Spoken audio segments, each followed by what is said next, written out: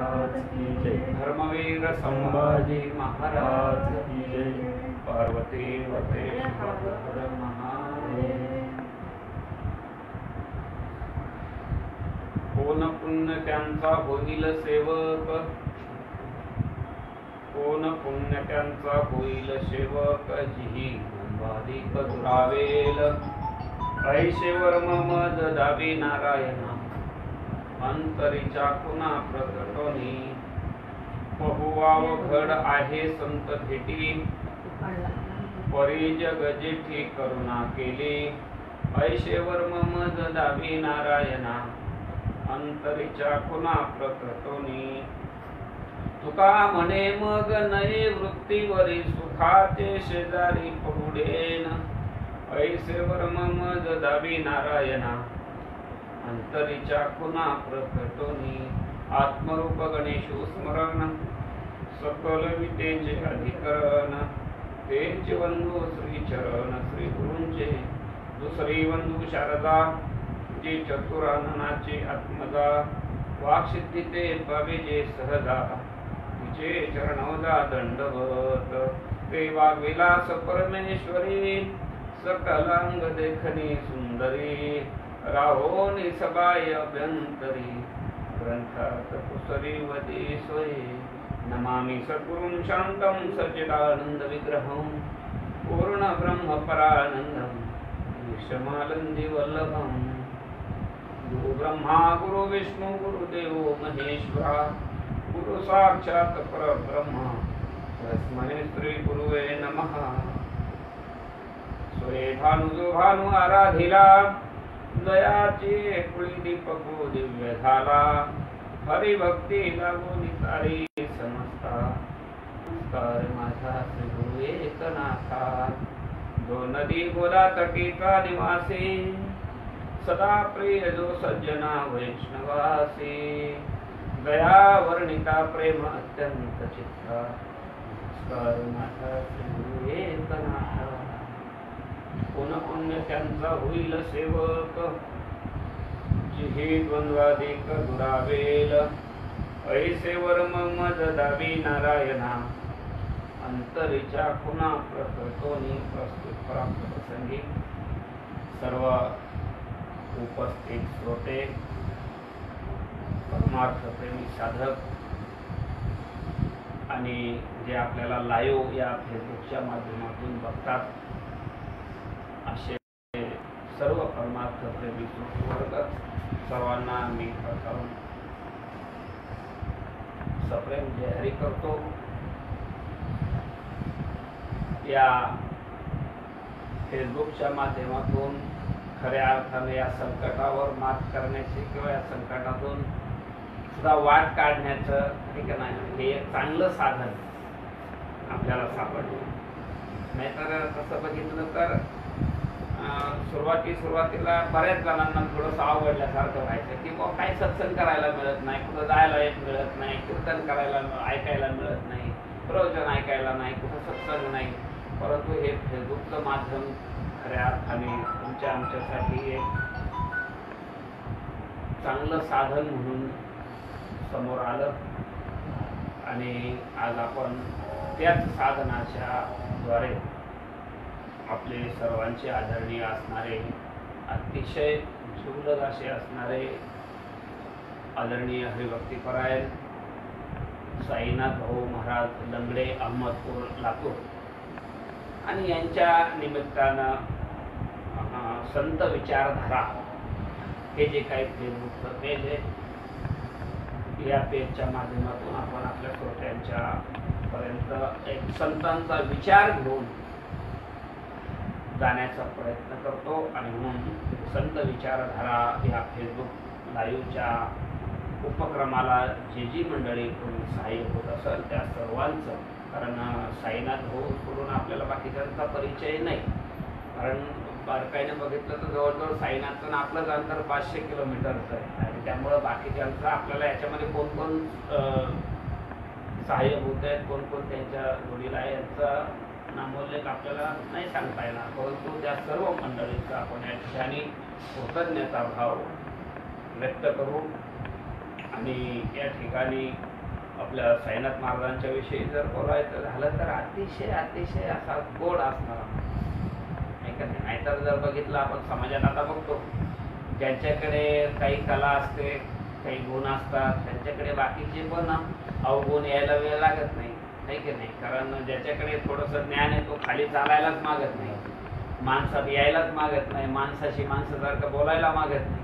पण ह्या सगळ्या अवगुणांना फाटा देऊन खऱ्या अर्थानं तुमच्या आमच्यामध्ये अत्यंत नम्र भावाने असणारे आपले परममित्र आदरणीय हरिभक्तीपरायण साईनाथ भाऊ महाराज लंगडे, अहमदपूर, लातूर, सन्माननीय अध्यक्ष श्री भागवत वारकरी शिक्षण संस्था टेंभुर्णी, म्हणून साईनाथ भाऊचं या ठिकाणी सर्वप्रथम आभार मानणं, व्यक्त करणं गरजेचं आहे. म्हणून साईनाथ भाऊंना आणि त्यांच्या संपूर्ण या फेसबुक लाईव्हच्या टीमला मनपूर्वक आपण या ठिकाणी धन्यवाद देऊ. त्यांच्या निमित्तानं आपल्याला आपल्या श्रोत्यापर्यंत जाण्याचा योग आला. खऱ्या अर्थानं हेही आपले भाग्य म्हणावं लागेल आणि म्हणून पुन्हा एकदा सर्वांचा आभार मानून आपण या ठिकाणी आपल्या सेवेकडे वळूयात. आजचा सेवेकरिता घेतलेला जो काही अभंग आहे तर तो अभंग देहू निवासी जगद्गुरु श्री संत तुकोबार आहे, ज्यांना खऱ्या अर्थानं वैराग्याचं महामेरू म्हटलं जातं. नुसतं वैराग्याचं महामेरूच नाही तर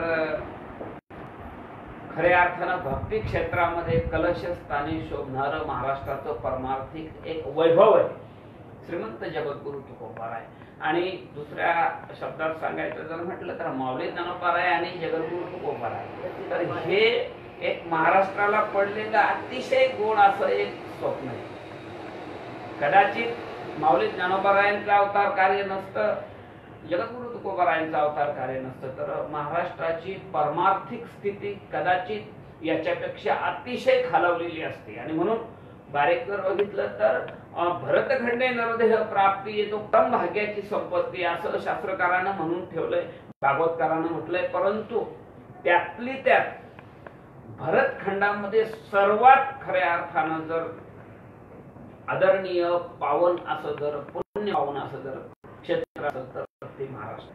याचं कारण ही भूमीच मुळात संत भूमी आणि म्हणून खऱ्या अर्थाने या संत भूमीमध्ये संतांचं कार्य झालं आणि ज्ञानोबाराय तुकोबाराय अधिक संत आपल्या खऱ्या अर्थानं आपल्याला लाभले.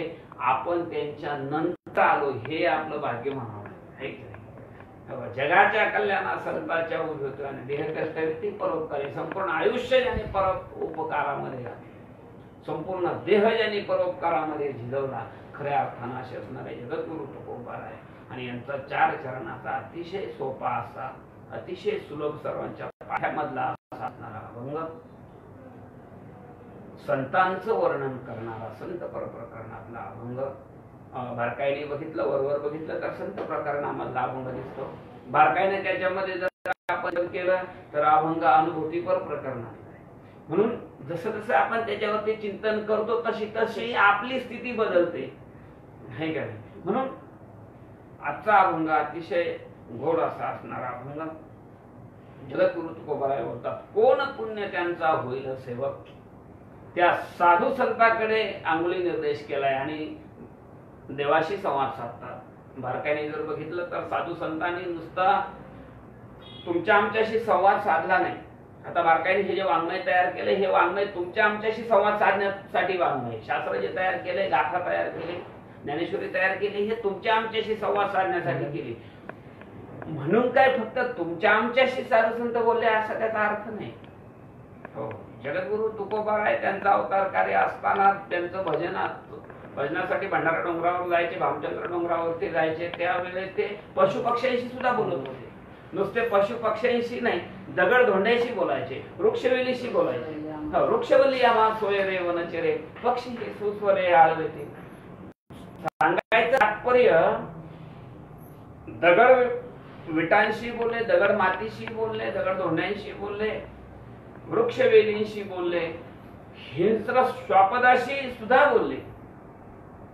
त्याच न्यायानं जड जीवांशी अज्ञानी जीवांशी बोलले, त्याच न्यायानं सज्जनाशी बोलले, त्याच न्यायानं ज्ञानांशी बोलले, भक्ताशी बोलले, संताशी बोलले आणि त्याच न्यायानं देवाशी बोलले. म्हणजे सांगण्याचं तात्पर्य बोलताना सर्वांशी बोलले, पण प्रत्येकाशी बोलत असताना बोलण्याचा विषय मात्र या जगताचं कल्याण, एवढा एकच विषय.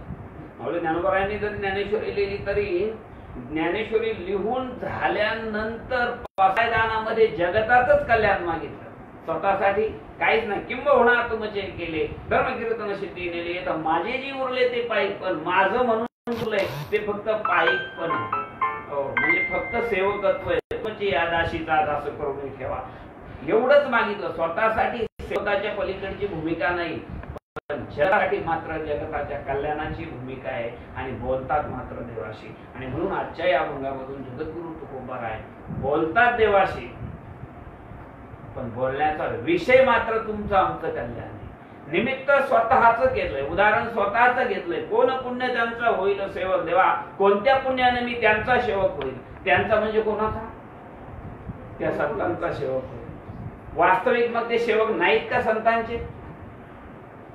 संतांचे सेवक आहेत, तरी पण म्हणतात मी कोणत्या पुण्याने देवा त्यांचा सेवक होईल. याचा अर्थ उदाहरणादाखल स्वतःला घेतलं, पण त्यांना तुम्हाला आम्हाला त्या संतांचं सेवकत्व व त्या संतांची सेवा करायला सांगायचं, हा त्याच्या पाठीमागचा असणार आहे.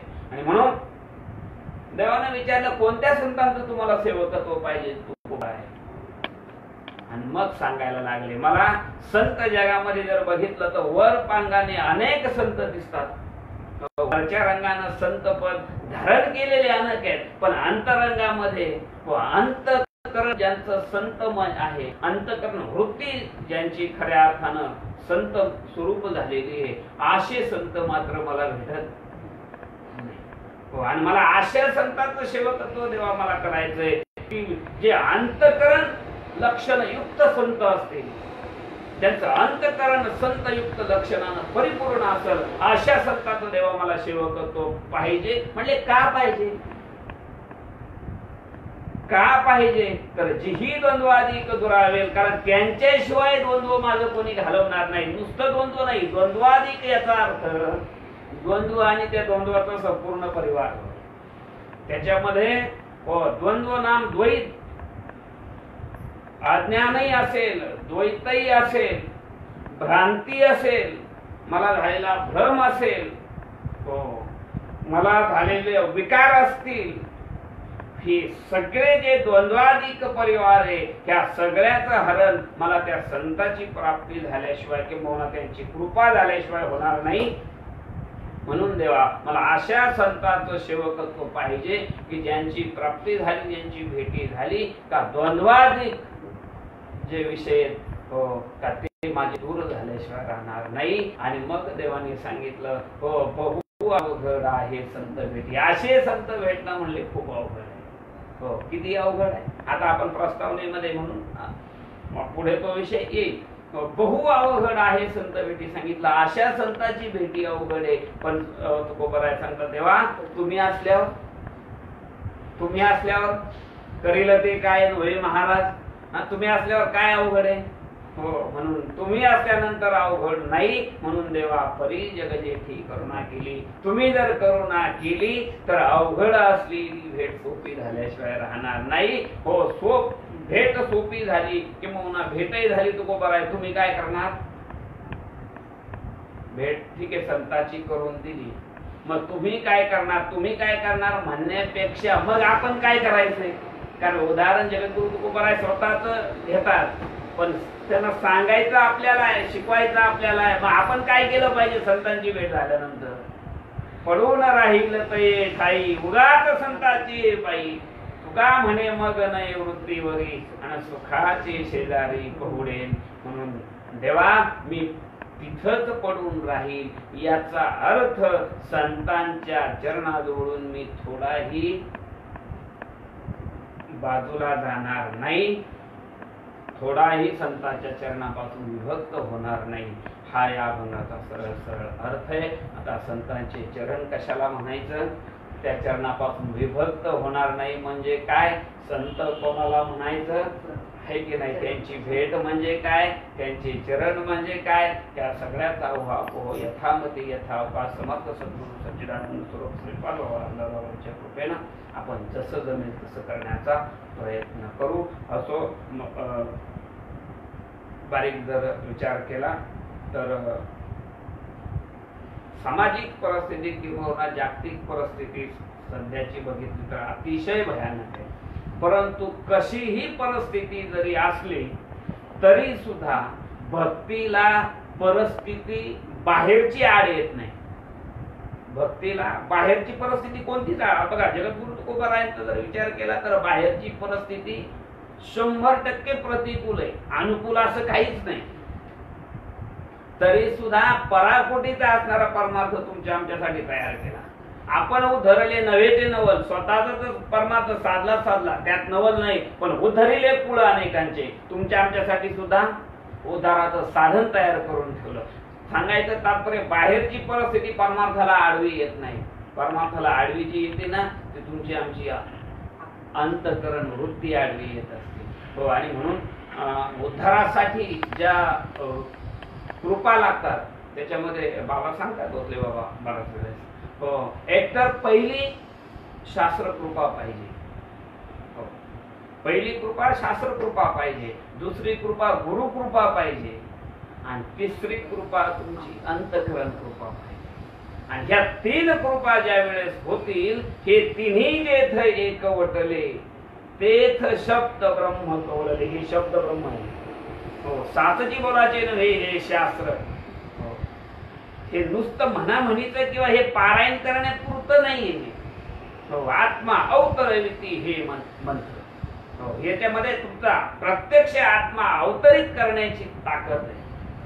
संसार जनते हे शस्त्र आणि आत्मा अवतरित हे मंत्र अक्षरी हे. ह्या अक्षराने संसार जिनते हे शस्त्र, त्या संसारावर जन्म मरणाच्या संसारावरती मात करण्याचं हे प्रभावी शस्त्र आहे.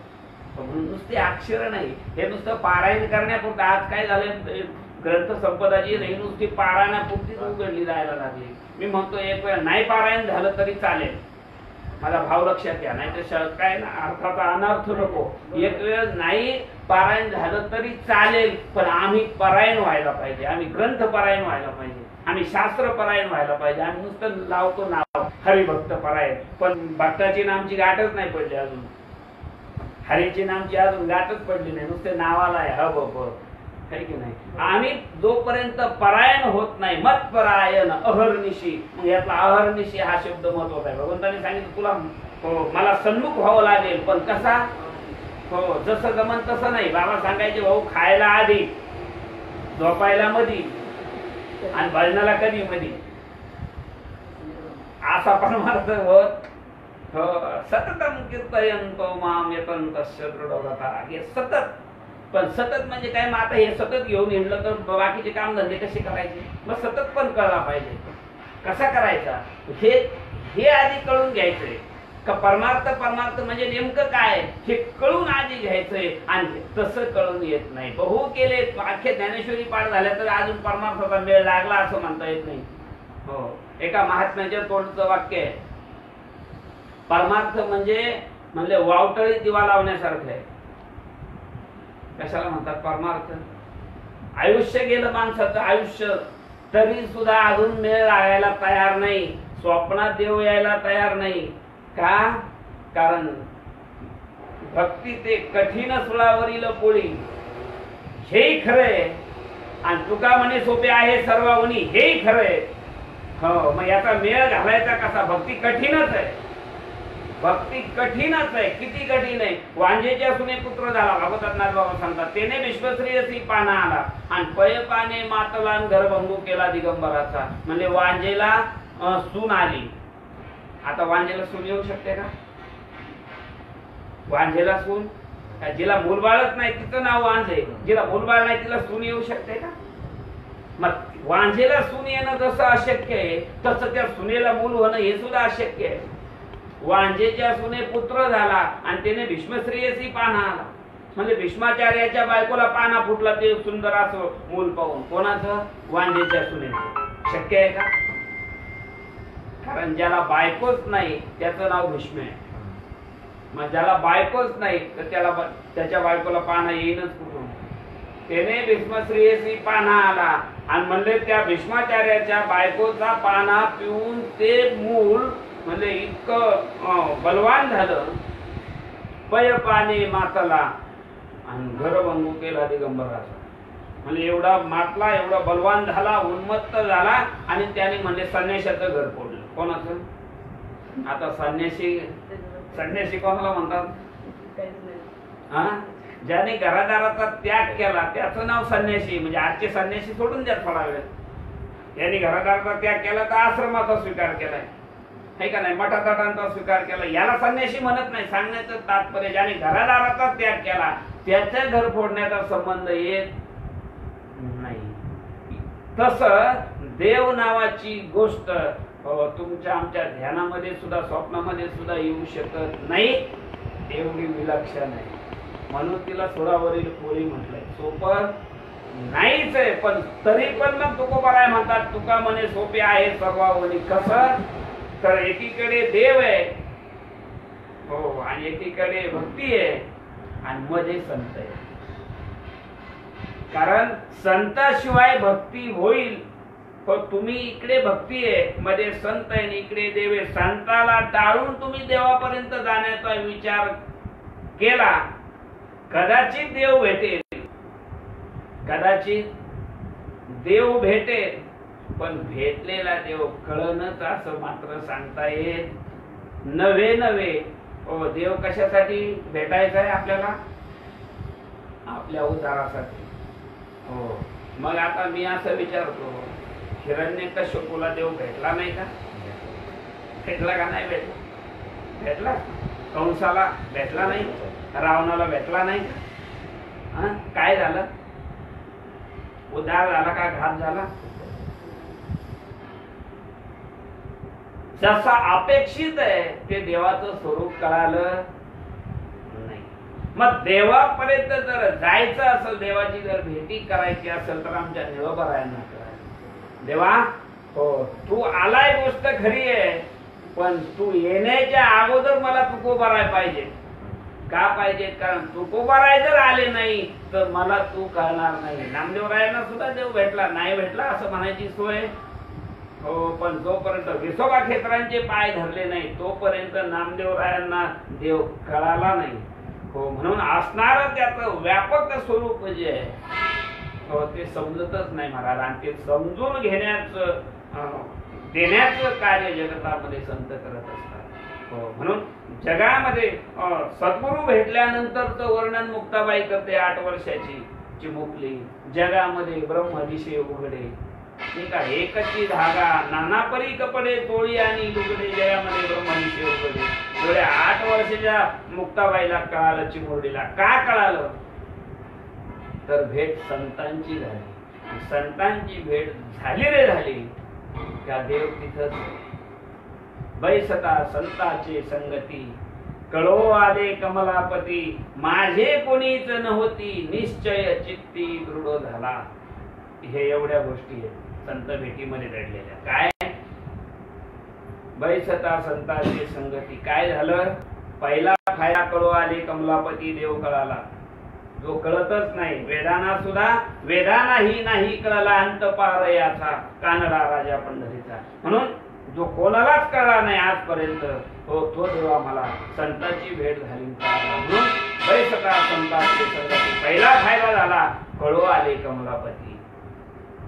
दुसरा फायदा, माझे कोणीच नव्हती हो, हे कळालं पाहिजे हो. नाहीतर देव कळालाय, चिम्या माझा, गोम्या माझा, आमका माझा, तमका माझा, फलद्रूप होणार नाही.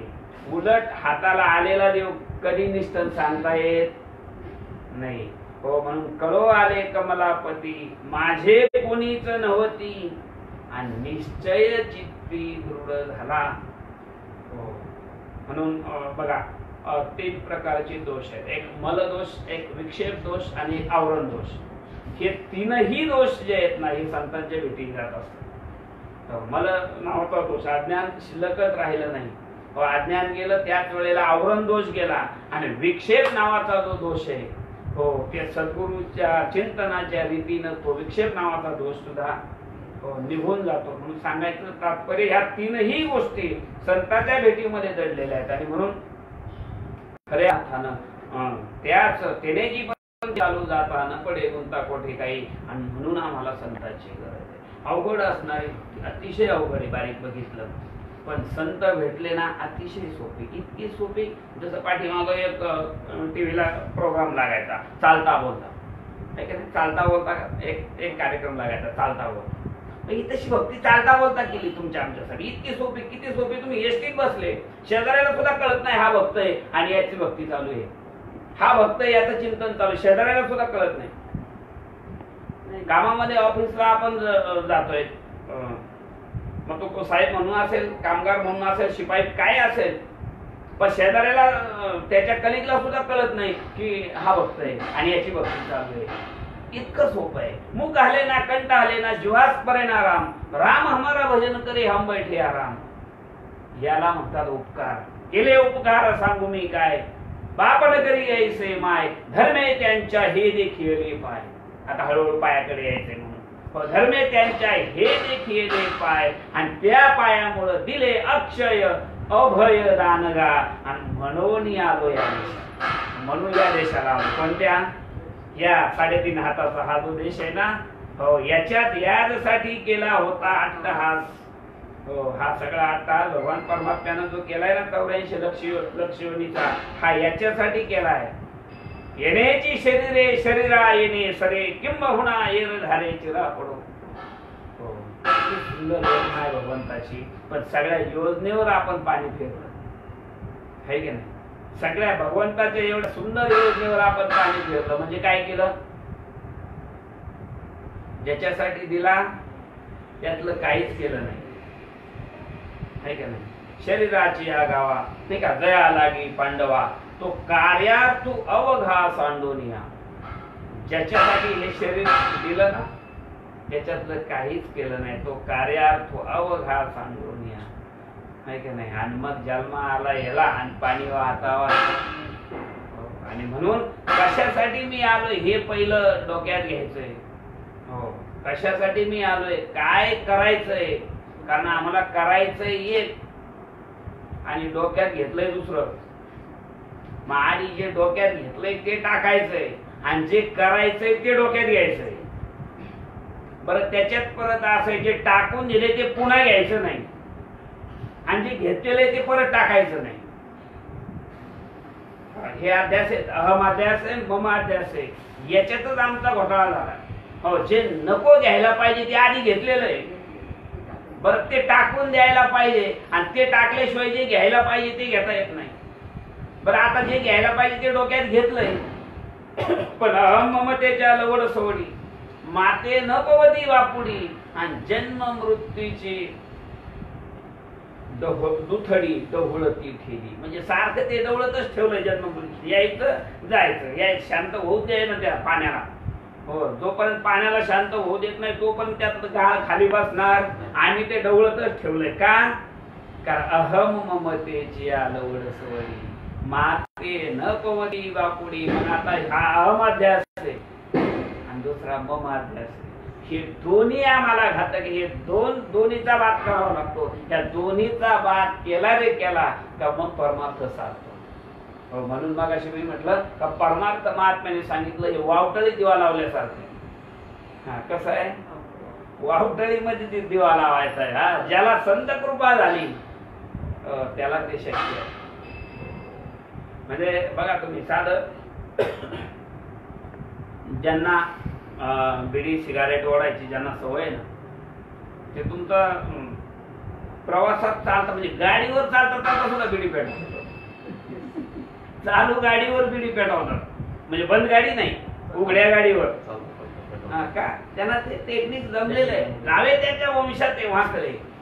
मग तसं आता याच्यासाठी काही ट्रेनिंग आहे का? पुढे शाळा आहेत का, क्लासेस आहेत का? याच्यासाठी काय आहे? अनुभव आहे. हो, का म्हणे येथे अनुभव प्रमाण आणि शब्दाचे गौरव कामा नाही. त्याला काय असे लिस्ट करून दिली नाही, हे केलं ते करावं, ते केलं हे करावं आणि मग चालू गाडीवर बिडी पेटावता येईल असा काही नियम नाही पुढं. तो त्याचा अनुभव आहे. आणि इथं अनुभव प्रमाण सांगितलं साधू संतांनी. भक्ती सुद्धा अनुभव प्रमाण. हो, दुसरं काही नाही. शब्दाचे गौरव कामा नये. नुसते मोठाले मोठाले शब्द वापरले म्हणजे भक्ती झाली असं नाही. तिचा अनुभव आला पाहिजे. अनुभव आले अंगात ते या जगात येत तसे. साधू संतांनी अगोदर अनुभव घेतला आणि मग तो असणारा अनुभव तुमच्या आमच्यासाठी मांडून ठेवला. तो अनुभव तुमच्या आमच्यासाठी दिला. आणि म्हणून खऱ्या अर्थानं भगवंतापर्यंत जायचंय.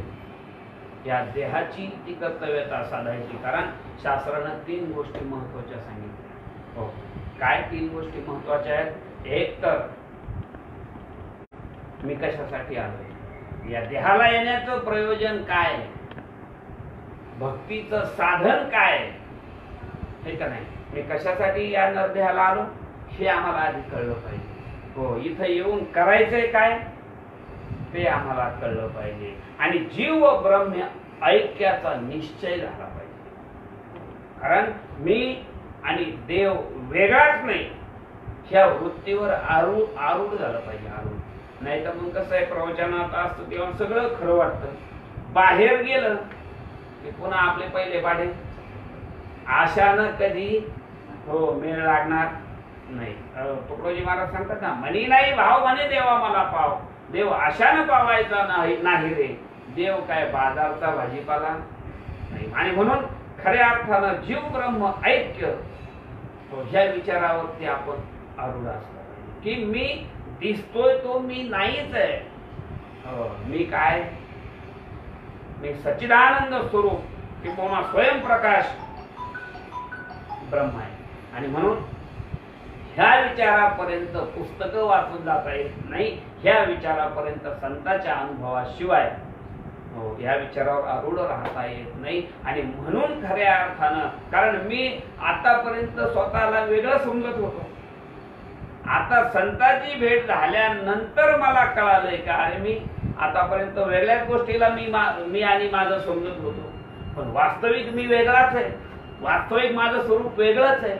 असणारं मी आणि माझं स्वरूप आणि आम्ही धारण केलेलं मी आणि माझं स्वरूप हे मात्र भिन्न आहे. आणि म्हणून वास्तविक जो मी आहे तो स्वीकारायचा आहे आणि आम्ही धारण केलेला जो मी आहे तो टाकून द्यायचा आहे. आता बघा, तुम्हाला उदाहरण सांगतो. जसं कल्पना करा, एक संन्यासी दुपारच्या प्रसंगी भिक्षेसाठी चालला होता आणि भिक्षेसाठी चालत असताना रानातून चालला होता. रानातल्या ज्या वस्त्या होत्या अशा वस्तीने चालला आणि एका घरी गेला, पण तिथं कोणीच नव्हतं घरी. सगळे कड्या कुलप लावून शेतावर कामाला गेले. आता जवळपासही वस्ती नाही आणि ह्या वस्तीवरही कोणी नाही. आला तिथं बघितलं, अरे तिथं कोणीच नाही. अन्नात एक बादली पडलेली. सहज संन्याशाच्या मनामध्ये विचार आला, अरे आपल्यालाही आंघोळीसाठी आपल्याला कशाची आवश्यकता आहे, बादलीची आवश्यकता आहे. बरं इथं बाहेरच पडलेली, बरं इथं आपल्याला पाहायला कोणी, जर ही बादली घेऊन गेलो तर आपला जो काही प्रश्न आहे रोजचा तो प्रश्न सुटत. म्हणून ती बादली उचलली आणि दूरच्या घरून खिडकीतून एका छोट्या बाळाने ते बघितलं. छोट्या बाळाने बघितलं आणि आई त्याच्या आईला आवाज दिला. आई विचारते, का रे बाळा काय झालं? ती म्हणे, इकडे तुला चोर दाखवतो. कोण दाखवतो? तो म्हणतो. आई धावतच आली आणि धावत आल्यानंतर तिने ते विचारलं त्याला, म्हणजे काय दाखवतोय मला? तो म्हणे चोर दाखवतोय. म्हणे कुठे चोर? म्हणे बघा ती वस्ती आहे ना, त्या वस्तीच्या अंगणातून चाललेला आहे. आता याने बादली उचलली, 4 पावलं चालला आणि 4 पावलं गेल्यानंतर याच्या डोक्यात आलं, अरे म्हणे आपण संन्यासी, आपण घरादाराचा त्याग केलाय, बाकी ह्या सगळ्या लौकिक गोष्टीचा आपण त्याग केलेला आहे. आणि ह्या लौकिक गोष्टीचा त्याग केलेला असताना आपल्याला एखाद्याच्या परक्याच्या वस्तूचा मोह व्हावा ही गोष्ट चांगली नाही. 4 पावलं गेला आणि म्हणला नको, ही बादली आपण म्हणजे ज्याची होती पुन्हा त्याच अंगणात ठेवून दिली. आई त्याला विचारते म्हणजे कुठे बाबा चोर? तोपर्यंत यांनी बादली ठेवून दिलेली होती आणि हा चालायला लागला होता. आई आई म्हणे बघतो चोर. ते म्हणे हा चोर नाही, असं बोलायचं नसतं म्हणे. म्हणले मग चोर नाही तर मग कोण आहे? म्हणे हा संन्यासी आहे. पण म्हणे त्याने तर ती बादली उचलली होती. म्हणजे कुठे बादली? आता तर त्याच्या हातात काही दिसत नाही. तो संन्याशाला चोर म्हणतोय म्हणे, हे पाप आहे. संन्याशाला चोर म्हणायचं म्हणणं सुद्धा पाप आहे. मग तो म्हणे मग तूच तर सांगत होती परक्याची वस्तू माझी म्हणून उचलली का तो चोर झाला आहे की नाही? पण म्हणे आता त्याने उचललेली वस्तू टाकून दिली. आता काय झालं? परत बादली उचलली, चोर झाला. आणि उचललेली बादली टाकून दिली, परत संन्याशी झाला. नसलेली वस्तू, आपली नसलेली वस्तू उचलली, चोर झाला. आणि उचललेली वस्तू टाकून दिली, पुन्हा संन्याशी झाला. मुक्त होता परी बळे झाला. बद्दल आपलं स्वरूप मुक्तच आहे. पण ही नसलेली वस्तू मायेची, ही नसलेली वस्तू पंचमहाभूतांची, हो ही उचलली. हाच अहमाध्यास. हो ही वस्तू उचलली, आता काय झाला? म्हणा चोर किंवा त्याला जीव म्हणतात. कल्पना अविद्या तेने झाला जीव. कल्पना अविद्या तेने झाला जीव. हा जीव का झाला? तर यालाच मी म्हणायला लागला. याच्या संबंधानं असणार गबाळ माझं म्हणायला लागला. आणि म्हणून 84 लक्ष योनीच्या खाईमध्ये अडकतोय. बरं सोपं आहे का अडकणं? सोपं आहे? किती अवघड आहे दुःख. काय सांगू गर्भीची यातना मज भोगता नारायणा मास मलपुत्र दाना. सोपं आहे? रव रव दुर्गंधी अमंगळ तिचा बांधा. किती किती किती किती अवघड आहे. साधा आपल्याला जेलमध्ये जर महिनाभर राहायची वेळ आली तर नको नको वाटतं की नाही? एखाद्याला जर म्हणलं तर तुझा आशीर्वाद घ्या तू जेलमध्ये जावं, तर तो आपल्याला काय करेल? जयारी घालेल का? कारण जेल म्हणजे दुःख आहे हे त्याला कळलेलं आहे. जेल म्हणजे सुख नाही, जेल म्हणजे दुःख आहे हे त्याला कळलंय. 1 महिन्यासाठी जेल नको वाटती, 84 लक्ष योनीसाठी आपण जेल आपल्या हाताने ओढून घेतली. आणि ती जेल आता सोडण्याची संधी आहे. आणि ती संधी फक्त आणि फक्त सद्गुरूच्या त्या पायाच्या प्रसादानं ती संधी प्राप्त होणार आहे. त्या संधीचं सोनं होणार आहे. तुका म्हणे तुमच्या पायाच्या प्रसादे आणि उतरे न खरे भव नदी. म्हणून त्या साधूच्या पायाच्या प्रसादानं ती संधीचं सोनं होणार आहे. 84 लक्ष योनीची भ्रमंती आमची थांबणार आहे, आमची संपणार आहे. आणि जे आमचं मूळचं स्वरूप आहे मुक्त होता आणि तेच स्वरूप पुन्हा प्राप्त होणार आहे. वास्तविक आपण मुक्तच आहे. वास्तविक आपण ब्रह्मच आहे. वास्तविक देव आणि आपल्यात बदल. बाबा सांगायचे भाऊ तूच देव आहे. देवदेव म्हणून व्यर्थ काय इंडशी. मूळ देव निज देव नेनसी मुळी कोण. हे का नाही? म्हणून मूळ स्वरूप जे ब्रह्म तेच आपल्यामध्ये स्थित आहे. मूळचं आपलं स्वरूप ब्रह्मच आहे. पण आम्ही मायेचा अंगीकार केला, आम्ही अविद्येचा अंगीकार केला, आम्ही कल्पनेचा अंगीकार केला. आणि ह्या सगळ्याचा परिणाम म्हणून जीवदशेला प्राप्त झालो. बरं प्राप्त झालो पण ते सुखाची नाही ना, आत्यंतिक दुःखाची अशी असणारी ही स्थिती आहे. ही प्राप्ती आमच्या हाताने झालेली प्राप्ती आत्यंतिक दुःखाची आहे. आणि संतांच्या हाताने झालेली प्राप्ती परमानंद सुखाची आहे. म्हणून काय करायचंय? आमच्या हातातलं काढून घ्यायचंय आणि संतांच्या हातातलं स्वीकारायचंय. आमच्या हातातलं आत्यंतिक दुःख बाद करायचंय आणि संतांच्या हातून मिळालेला जो प्रसाद आहे परमानंद सुख त्याची मात्र प्राप्ती करायची. आणि म्हणून तुकोबाराय सांगता तेव्हा का मला ही प्राप्ती त्या संतांशिवाय होणार नाही. हो आणि संत भेटले तरी होणार नाही. पण तिथं एक युक्ती आहे. तुका म्हणे नेनो युक्तीची खोली म्हणून ठेवली पायडोई, तिथं युक्ती आहे.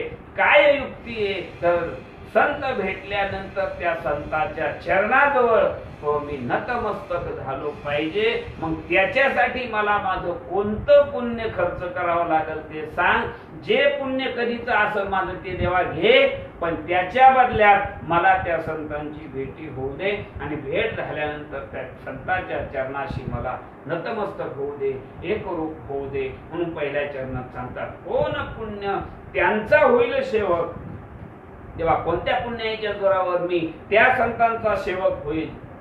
हो म्हणजे कोणत्या संतांचा, जिही द्वंद्वाधिक दुरावे, जे माझ्या ठिकाणी असणार द्वंद्व नाम अज्ञान, द्वंद्व नाम दुःख, द्वंद्व नाम अविद्या, द्वंद्व नाम कल्पना, हो द्वंद्व नाम भ्रांती, द्वंद्व नाम अध्यास, हे सगळ्याच हरण जे संत करतील, माझ्या ठिकाणी असणार हा सगळा प्रपंच जे बात करतील, अशा संतांची मला कोणत्या पुण्याईने देवा भेट होऊन त्यांचं सेवकत्व मला प्राप्त होईल. हो तर ते पुण्य मला सांग. कारण ऐसे वर्म मद दावी नारायणा, अंतरीच्या पुन्हा प्रगटुनी. बरं नुसतं सांगावांगी पण नको, आहे का नाही. समजा एक जण म्हणला 25 एकर मला जमीन आहे म्हणला, एक जण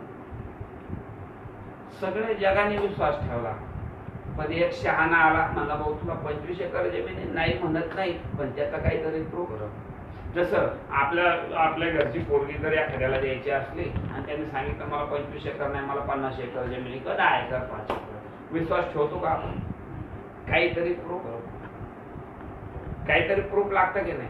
तो एखाद्या ऑफिस मध्ये मी परमनंट आहे, ठीक आहे असेल परमनंट, नाही म्हणायची सोय नाही, पण त्याचा काहीतरी प्रूफ, त्याचं काही आयडेंटिटी कार्ड म्हणा किंवा त्याची काही पेमेंट स्लिप म्हणा, त्याचं काहीतरी तर तुझ्याकडे, त्याचं काही जॉईनिंग लेटर म्हणा, काहीतरी तर तुझ्याकडे असायला पाहिजे ना.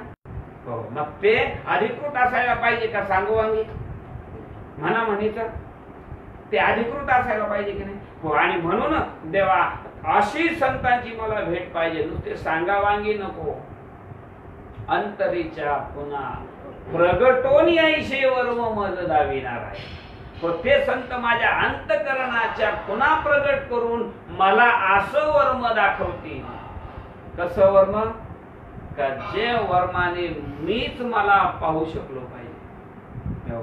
मला स्वतःला मला पाहता आलं पाहिजे, स्वतःची मला ओळख झाली पाहिजे. आमची आख्या जगाशी ओळख आहे पण स्वतःशी मात्र. म्हणून तर सांगितलं आहे मी हा कोण करावा विचार, म्हणजे ज्ञानेश्वर निवृत्तीचा. मग माझ्याशीच ओळख झाली पाहिजे. हो माझी मलाच प्राप्ती झाली पाहिजे, माझी माझ्याशीच भेट झाली पाहिजे. हो आणि हे नुसतं सांगवांगी नको, तर मला अंतरीच्या पुन्हा प्रगट होणी. हो अंतरीच्या ज्या पुन्हा आहेत तेव्हा त्या प्रकट होऊन मला अशा संतांची भेट होऊ दे, की त्या अंतकरणाच्या पुन्हा प्रकट करून मला ते असं भक्तीतलं वर्म सांगतील की ज्या वर्मानं मी तुझ्यापर्यंत येऊन पोहोचेन. म्हणून ऐसे वर्म मज दावी नारायणा, अंतरीच्या पुन्हा प्रगटुनी, अंतरीच्या पुन्हा प्रकट करून मला तुझ्यापर्यंत येण्याचं वर्म दाखवतील. अशा संतांची भेट होण्यासाठी माझ्याकडचं असणारं पुण्य देवा घे, पण त्याच्या बदल्यामध्ये मला त्या संतांची भेट. आता अंतरीच्या खुणा म्हणजे तरी काय, कोणत्या खुणा तुकोबारांना अपेक्षित आहे. ठीक आहे आंतरिक काहीतरी खुणा असल्या पाहिजे ना. आंतरिक काहीतरी खुणा असतीलच ना, आहे की नाही. साधा 2 रुपयाचा दारू पितो दारुड्या, त्याच्या पण खुणा प्रगट होतात. पण त्या बाहेरच्या असतात का आंतरीच्या असतात. दारू पिल्यानंतर दारुड्या शिव्या देतो, सगळ्या जगाला माहिती, देतो की नाही. मग मी असं विचारतो त्याच्या शिव्या देणं ही आंतरीची खुण बाहेरची खुण आहे. हा बघा त्याला ज्याला शिवी द्यायची असते ना, ज्याच्याशी त्याला भांडायचं असतं, ज्याची मारामारी करायची असते ना, ते तसा मारामारी करत नाही, तशी शिवी देत नाही, तशी त्याला डेअरिंगच नाही. वाटतंय तर त्याला मला शिव्या द्यायच्यात, मला मारामारी करायची, मला याच्याशी भांडायचं, त्याला वाटतंय.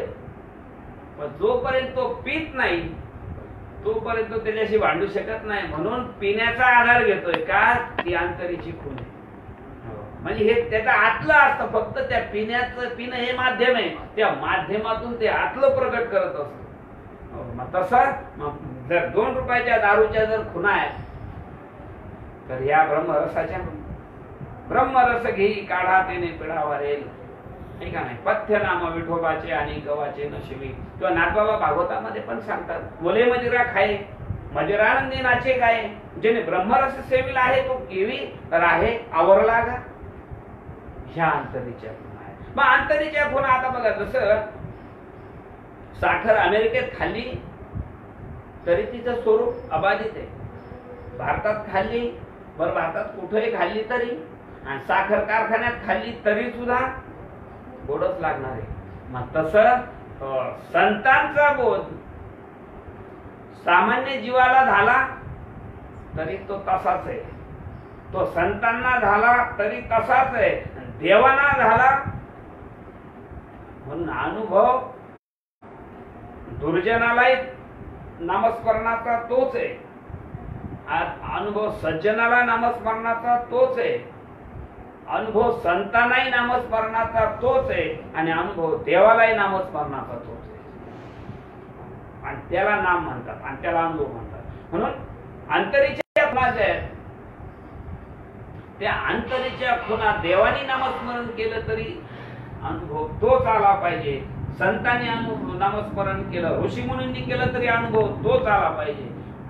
आणि म्हणून असं नाम आम्हाला घ्यायचंय की जे देवाधिकांनी घेतलं. आम्हाला त्या परंपरेमध्ये त्या परंपरेतला सद्गुरू भेटला पाहिजे, मग त्या परंपरेतलं नाम त्यांनी घेतलं पाहिजे, तर अनुभव त्यांना आला तो येईल, नाही का नाही.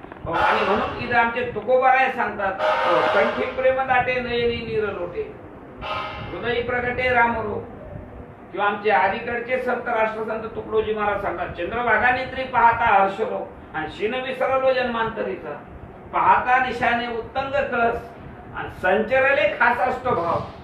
मग तुमच्या डोळ्यामध्ये अश्रू आले ना तर सांगितलं शिन विसरलो जन्मांतरीचा, 84 लक्ष योनीचा शिन म्हणले तुमच्या डोळ्यातल्या एका थेंबानं विसरता येतो. पण तो असणारा डोळ्यात आलेला थेंब त्या नामस्मरणानं आलेला असला पाहिजे. नाही तर बायकोचं पोट दुखायला लागलं, याला ऑफिस मध्ये फोन आला आणि तिथे याच्या डोळ्यात आसू आले, हे तुमच्या उद्धाराचं साधन नाही किंवा लक्षण नाही. हे तुमच्या नामस्मरणामध्ये हा अनुभव आला पाहिजे. आमच्या तुकोबारायांना जो अनुभव आला तोच अनुभव तुलसीदासांना आला. उत्तर भारतामध्ये तुलसी रामायणामध्ये तुलसीदासांनी वर्णन केलं ह्याच अनुभवाचं. हो, कारण भगवान शंकरांना जो अनुभव आला होता नामस्मरणानं, तो अनुभव तुलसी रामायणात तुलसीदासांनी वर्णन केला. हो, स्वतःला अनुभव होता म्हणून केला का नव्हता म्हणून केला? स्वतःला होता म्हणूनच केला ना. म्हणजे तुकोबारायांना जो अनुभव आहे तोच 1000 किलोमीटर वरती तुलसीदासांना आहे, आणि तोच हिमालयामध्ये भगवान शंकरांना आहे, आणि तोच अनुभव आमचे नारद महर्षी नारद भक्तिसूत्रामध्ये वर्णन करतात. तो कंठावर उधरोमांच्या अश्रुभी परस्परम लपमाना पावयंती कुलानी पृथ्व्यांच. म्हणजे नामस्मरणामध्ये अनुभव येतो. काय अनुभव येतो? अनुभूती येते. काय अनुभूती येते? कंठावर उधरोमांच्या अश्रुभी परस्परम. म्हणजे कंठ दाटून आला पाहिजे. कंठावर रोमांच्या अश्रुभी परस्परम म्हणजे रोमांच अंगावरती आले पाहिजे, डोळ्यामध्ये अश्रू आले पाहिजे, कंठ तुमचा सद्गदित झाला पाहिजे. हे अनुभव आहेत. लपमाना पावयंती कुलानी पृथ्वींच. आणि असा असणारा नामधारक जेव्हा नामस्मरण करतो आणि हे अनुभव घेतो ना तर लपमाना पावयंती कुलानी पृथ्वींच म्हणजे आपल्या 42 कुळांना पावन करतो. आईकडची 21 आणि वडिलांकडची 21 असे 42 कुळांना पावन करतो. म्हणून एखादा जर आपल्या कुळामध्ये जर मध्ये लटकलेला असला ना अतृप्त, काही करायचं नाही, पित्र नाही घातले तरी चालेल, पण आपण नामस्मरण करायचं. आपल्या नामस्मरणाच्या ताकदीवरती ते आपोआप सुटतात. हो, कारण बघा आपल्याकडे ते ग्रंथ लावतात ना माणूस गेल्यानंतर त्याच्या शेवटच्या अध्यायामध्ये हेच सांगितलं. म्हणजे हे बाकीचं तुमच्या नाही काही डोक्यात आलं तर एकच काम करायचं, नामस्मरण करायचं बस. सत्संग करायचा, नामस्मरण करायचं, भजन कीर्तन करा बस. याच्या पलीकडे हे रामबाण उपाय सगळ्यावरती. हा जर नाही केला तर मग बाकीचे सगळे विधी करा. म्हणून सांगण्याचं तात्पर्य नामधारकाची ताकद एवढी आहे का तुम्ही घरात बसून नामस्मरण करता ना, तर हे वरचे सगळे जे अडकलेले आहेत ना, हे सगळे तुमच्यावर लक्ष ठेवून असतात का हे माझ्या कुळात जन्माला आलेले हे आता मला सोडवतोय काय नु, मग मला सोडवतोय काय नु, हो याच्या ज्याने मला उद्धार होतोय काय नु, आता होतोय काय नु, मग होतोय का, अशी आस लावून बसलेले असतात. हेच असतात असं नाही. हो स्वर्गीचे अमर इच्छिता ती देवा, मृत्यूलोकी भवाजन आपल्याकडे बघून ते म्हणतात देवा अरे यांचं जर इतकं चांगलं होतंय तर आम्हाला पण घालणार. म्हणजे तुम्ही काय करणार, नारायण नामे हो जीवन मुक्त कीर्तने अनंत गाऊ किती. नारायण नामे हो जीवन मुक्त म्हणतात याचा अर्थ ते सुद्धा जीवन मुक्त नाहीत. जीवन मुक्त स्वर्गामध्ये होता येत नाही, त्याच्यासाठी इथंच यावं लागतं. ह्याच कारखान्यामध्ये जीवन मुक्त होता येतं. हे प्रोडक्ट इथलंय, स्वर्गातलं नाही.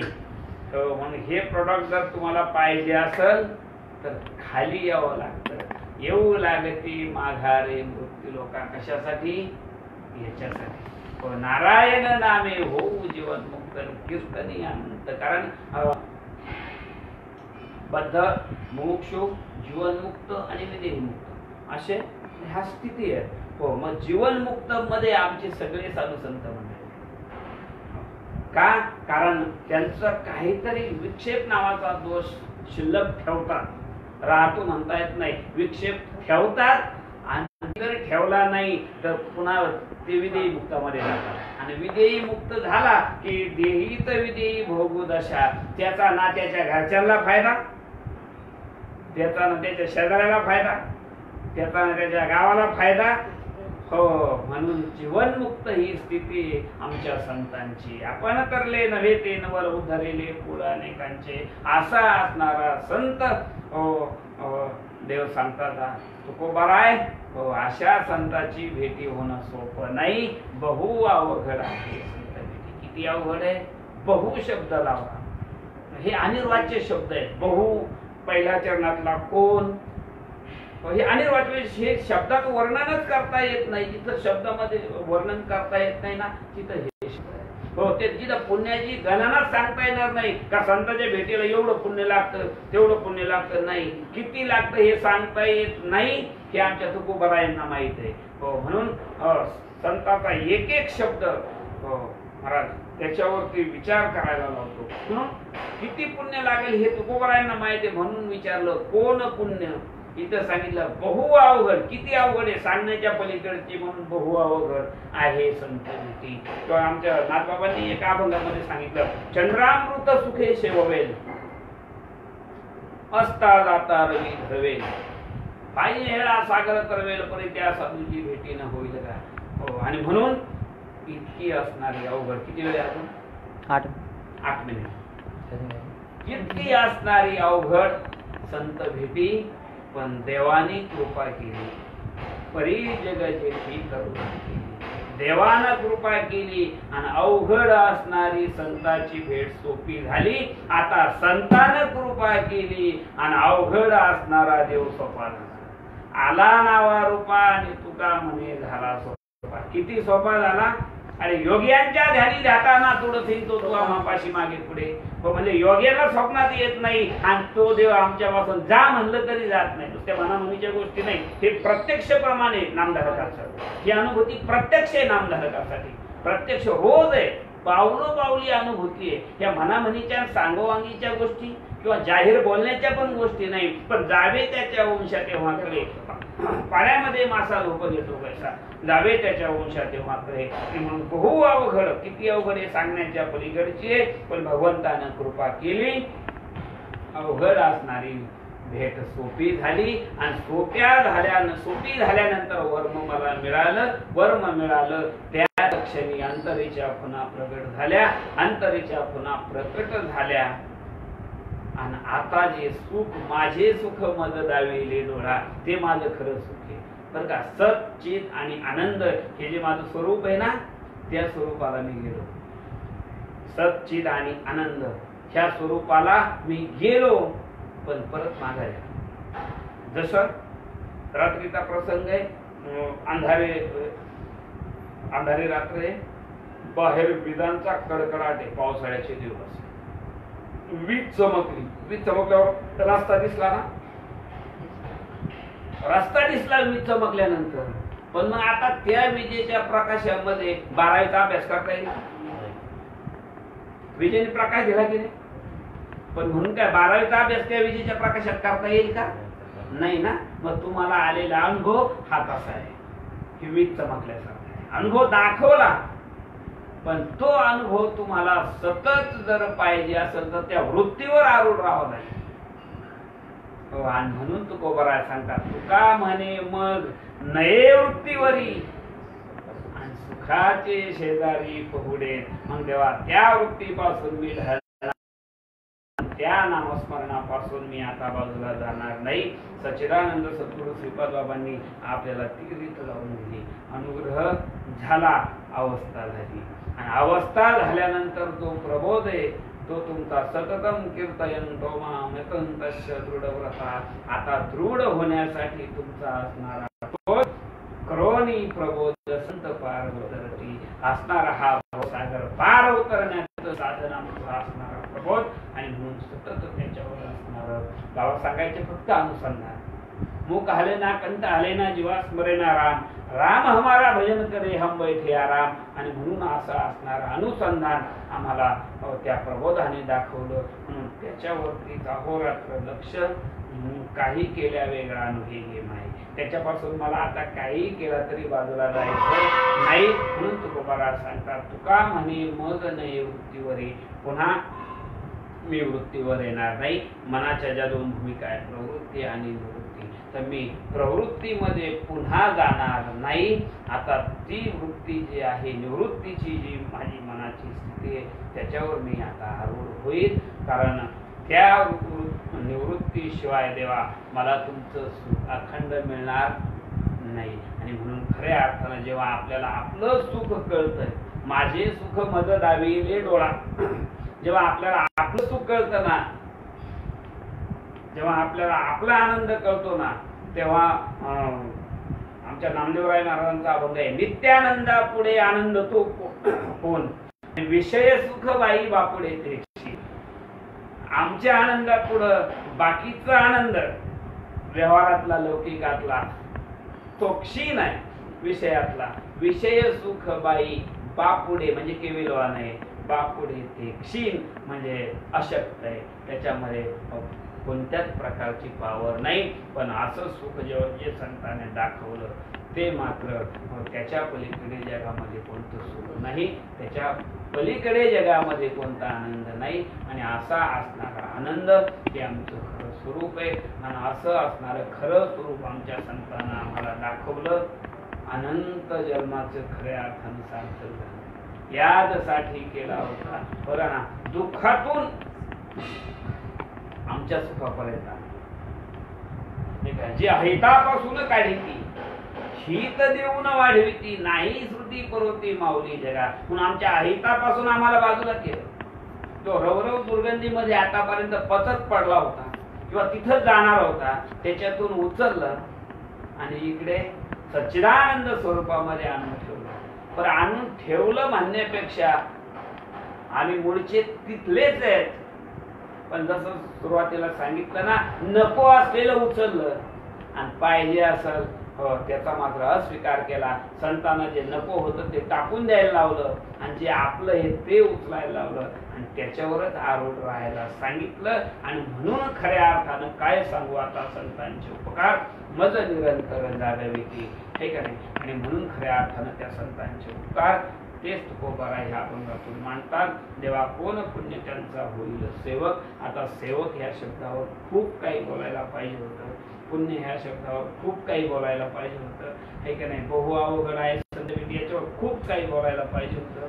तुका म्हणे मग नये वृत्तीवर याच्यावर खूप काही बोलायला पाहिजे होतं. पण सगळ्या जरी खरं असलं तरी पण वेळेची मर्यादा आणि ह्या सगळ्या मर्यादाचं काटेकोर पालन करून यथावकाश खऱ्या अर्थानं आपल्याला सेवेची संधी मिळाली. आणि म्हणून या संत विचारधारा फेसबुक लाईव्ह पेज या सर्व कार्यकर्त्यांचं मनापासून आभार व्यक्त करूयात. आणि या ठिकाणी झालेली सेवा या थोडक्या मोठ्या वाणीमधून जी काही आपल्या पुढे मांडण्याचा प्रयत्न केला ती आपण गोड करून घ्यावी अशी आपणाकडे विनंती करतो आणि झालेली सेवा समर्थ सद्गुरू सच्चिदानंद स्वरूप श्रीपाद बाबा रामदास बाबा यांच्या चरणी वापुष्प समर्पित करतो. आपणा सर्वांच्या चरणी आणि जी मंडळी फेसबुकवरून लाईव्ह हा प्रोग्राम पाहत असतील त्या सर्वांच्या सर्व श्रोतृवर्गाच्या चरणी झालेली सेवा वापुष्प समर्पित करतो. चालता चालता बोलता बोलता जर काही अनुचित शब्द वाचून गेला असेल तर मला वाणीचे दोष समजून परत करा. शास्त्र संमत संत संमत जे काही विचार मांडले गेले असतील त्याचा स्वीकार करायला अशी अपेक्षा ठेवतो.